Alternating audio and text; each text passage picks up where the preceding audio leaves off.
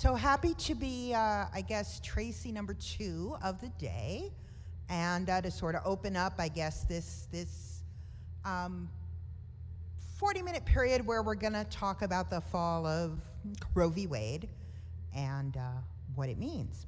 So first, there's 3 things that I have to tell you about me.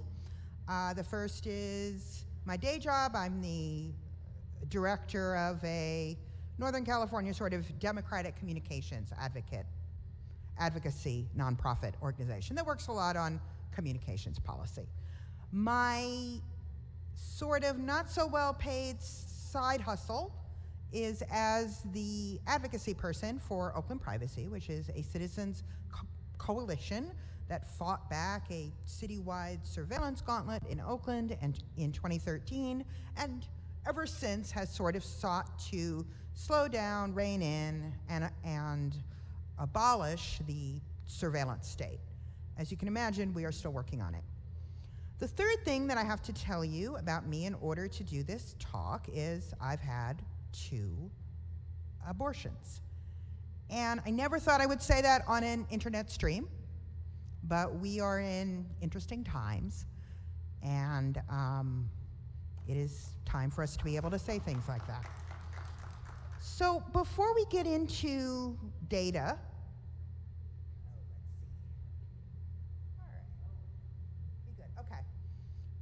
just a bit about feelings. I know there were lots of feelings when Roe v. Wade was overturned. I know for me, I felt 2 things. First, I sort of felt old. I felt like I was going to be one of those survivors that would be telling people about the before times that less and less people could remember as time goes on. And then I felt pretty quickly exactly what I felt when I was that person, very young, who was getting an abortion and was scared. So when we talk about the purpose of this talk is basically like, what are the kinds of tripwires in all of the personal data that we all have flowing around everywhere that are gonna create problems for people that are suffering from abortion bans and are trying to get reproductive rights care. And the first thing that I have to say is it's a long list. I couldn't possibly even touch on the many different sort of tripwires that are out there in 20 minutes. In fact, we have a project with the Berkeley Law School Pro Bono Project and some friends of ours at the Surveillance Technology Oversight Project, which is a New York City group that you should check out, by the way, if you don't know their work. They are commonly known as STOP, S-T-O-P, Surveillance Technology Oversight Project in New York City. And the point of that project is we've got a bunch of law students to basically take a look at things and tell us all the things that we're missing, all of the ways that we're not thinking of that data can be twisted and used against reproductive rights seekers. And as Lisa said, we're going to look at some of this stuff in more detail in a second presentation to follow mine. But there were 4 things that I wanted to kind of just draw your attention to. And the reason that I picked these 4 things is that I could tell you something that we can do. And I really thought it's important because helplessness and hopelessness is a really big part of what we're struggling with, is to sort of talk about, okay, what can I do? How can I help? What are the actions that I can take? So we're going to talk about briefly web browsing data, direct messages, the sale of location data, and also health data, and automated license plate readers. These are probably things that have been talked about here before, but not in the particular context of Roe v. Wade being overturned. All right, so let's go to web browsers. Web browsers have all the information for what you're looking for on the web. And if I am in a state with an abortion ban, or maybe more correctly, because I'm getting a little on in age, if my daughter in Idaho finds herself in need of services, it's pretty clear the first thing she's going to do is she's going to hop onto the computer and look up, how do I go to California and get an abortion? Google, give me the info. And web browser data can be sold, can be shared. We do have a law that protects against commercial web browser sales. It's called CCPA or CPRA, California Privacy Rights Act. And because California is something like the 4th largest economy in the world, the fact that we've passed this in California means that most of the large technology companies are complying with it nationwide. And it sort of says, well, you can, if you want, opt out of having your data shared or sold without your consent. You can opt out in 2 ways. You can opt out every single time you get on the computer and look on a website, or you can use what we call a global opt-out. And the technical term is Global Privacy Control, GPC, but what it basically means is opt out all at once. Just say no, don't sell it, don't share it, any of it, ever. But you need your browser to let you do that. You can do this in Firefox. Thank you, Mozilla. You can do this in Brave. You can do this in Opera. You can do this kind of mostly sort of in Apple Safari. Where can't you do it? It's there in big letters, Google Chrome.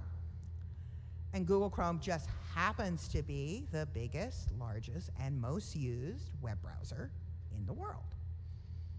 So Oakland Privacy has a campaign at chromeprivacy.org to basically say, what the hell, Google, and change this. We understand it's going to mess with their business model, because after all, that's what they're selling. But safety requires it. So again, that's chromeprivacy.org, and we need to get Google into some version of a global opt-out or a global privacy control. Then we get to direct messages, because the second thing that my daughter in Idaho is going to do is she's going to text someone and say, oh my God, I'm knocked up. I think I'm gonna have to go to California and get an abortion. Can you believe it? And you know, it's possible that she'll send this message on something encrypted, like for example, Signal or WhatsApp. It's also possible that she'll send it on Facebook, Messenger, Instagram, Twitter, Slack, Discord, and there's a number of other platforms out there. And it won't be end-to-end encrypted. And then basically it's open season. So there is a campaign to make DMs safe. It's at makedmsafe.com. It's a collaborative effort, a number of groups, including Fight for the Future, my group, I think EFF is on that campaign, and a number of others, that basically says all direct messages, doesn't matter what platform you're on, must be end-to-end encrypted now, because we can't fool around anymore. Who doesn't want this? Law enforcement, for obvious reasons. But it is very difficult to say that people searching for reproductive rights are safe if direct messages are not end-to-end encrypted. So that's at makedmsafe.com. So third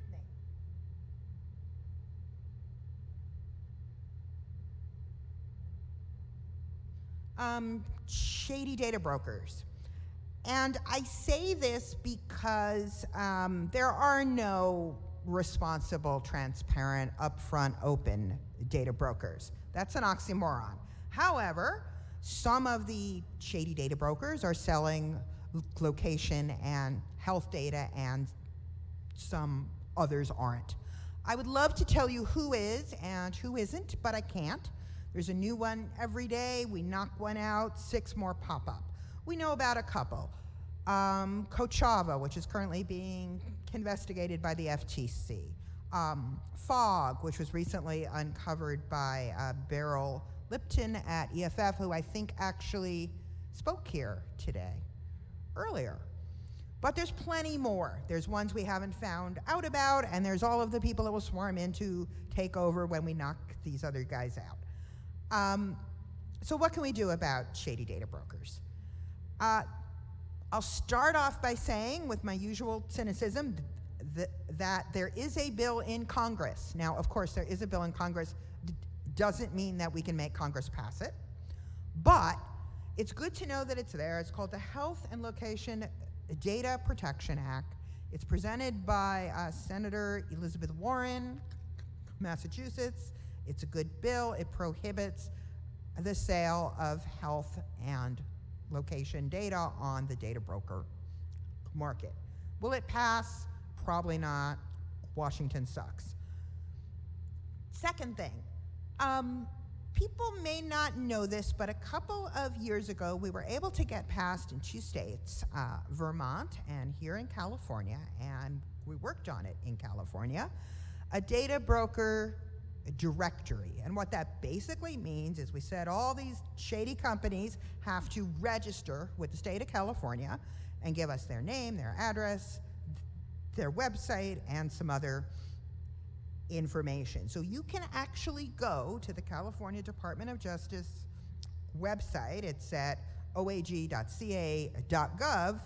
data/brokers, and get a list, a long list of all the companies that are in this business, that are basically buying and selling people's personal information third hand without consent.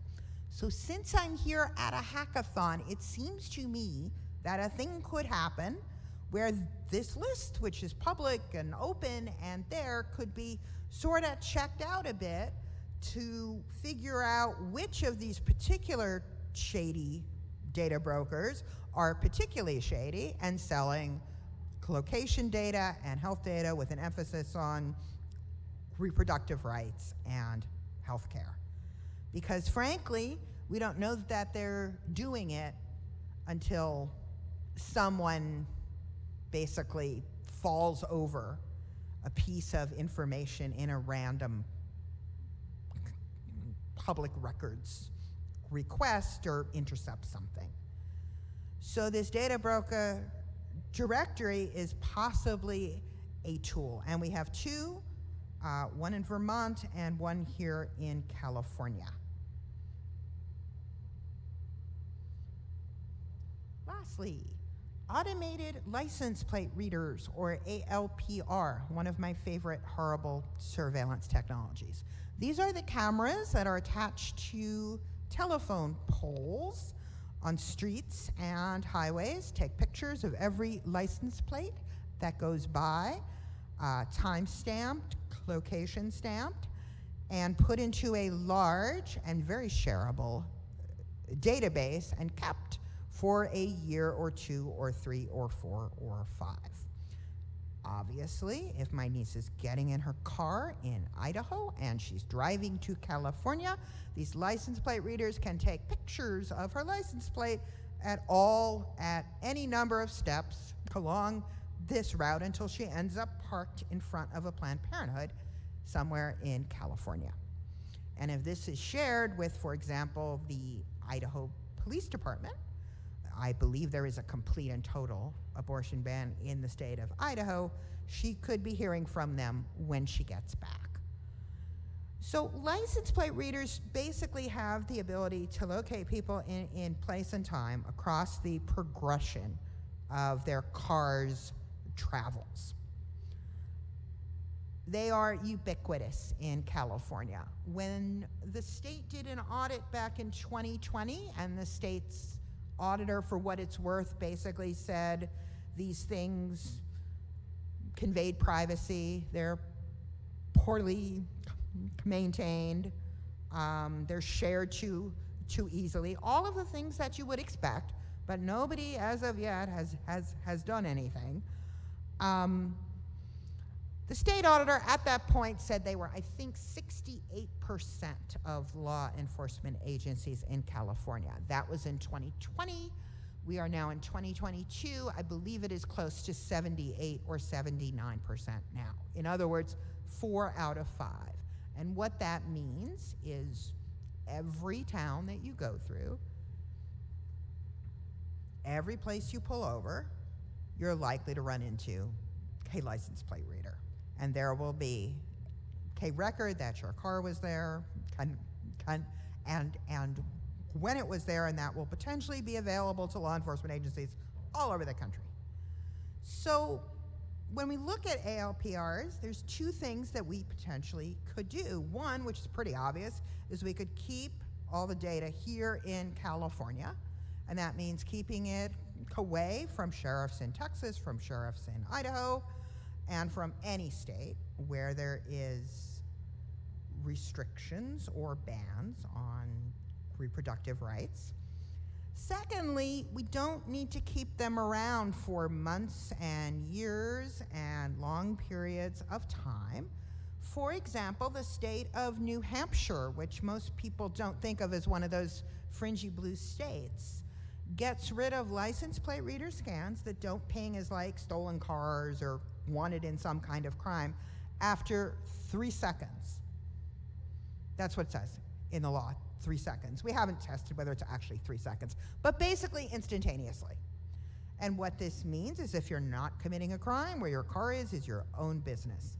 Maine is 21 days. That's better. Still some time though. So if the standard were kind of raised to say, well, if I'm not wanted for a crime, then frankly, it's none of your business where I'm driving my car, then these things would become significantly less of a threat. If we're not able to do that, and I say this as someone who really tried to do that, there was a bill called SB 210 brought by San Francisco Senator Scott Wiener in, oh God, what year was it? It was actually last year, even though it feels like a very long time ago, in 2021, and it lasted for about 2 months in the state legislature, and then they shut it down.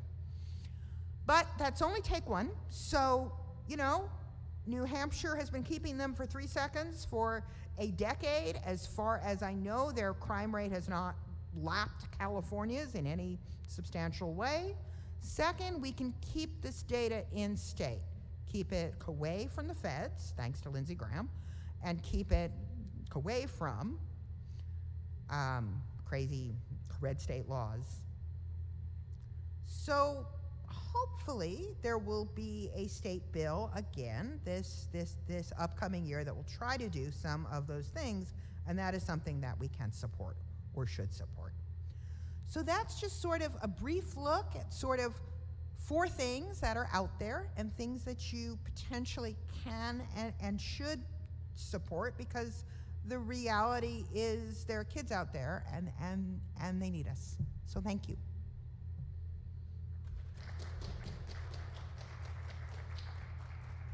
Do we have any questions for Tracy before we move on?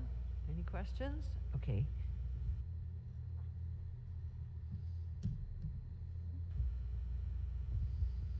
Specifically about the license plate reader question, I was curious, is there any limitation, like could a law or a statute be implemented like on a city level for something like that? Yeah. Oh, okay, cool. And that it was my has question. been in a number of cities. Yeah, and it has been in several California cities. Some of them won't share out of state, some of them don't share at all. But going city by city is really slow when you're in kind of an acute crisis. So that's why we're kind of trying to think, well, how do we do it all at once? Because there's only so much time. Because you know how many cities there are in California, what, 444 or something, officially? And, you know, we got the problem right now, right here, in our face. But the answer is yes, and the bigger the city, the more impactful it is. That is the case in San Francisco. It's the case in Oakland. It's not, for example, the case in Los Angeles, which is the biggest city in the state. Okay, great. Any other questions? All right, thanks a lot. Let's hear it for Tracy.